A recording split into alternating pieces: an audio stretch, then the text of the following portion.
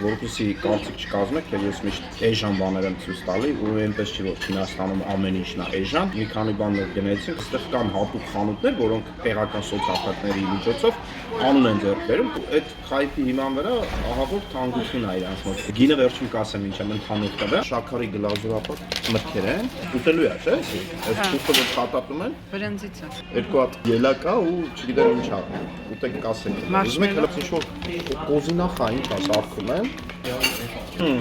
Շատ համով է, բայց դրանց ինչ-որ յուրահատուկ բան չկա։ Հատե քեշյունա բողում են ուղղակի։ Համով արով։ Հասարակ քեշյա է, ոչ մի յուրահատուկ բան։ Այս էլ ուրիշ ախտավենիքի խանութից վերցրեցի։ Երկու հատ հենց ինչ-որ թխված քա կրեմով։ Ոչ մի տարբերություն, ինչ գնաս սուպերմարկետից այս նույն բանը 2-3 անգամ ավելի մատչելի գնաս, ինչ sense խանութներից, անուն հանած խանութներից, նույն բանն է, ուղղակի sense տեղերը ավելի թանկ են, ու մարդիկ հերթեր են կազմում, որ մտնեն ինչ-որ առևտուր անեն։ Մենք էլ ընկանք այդ ալիքի տակ մտանք։ Ռուլետա, չէ՞։ Կմորը տապ։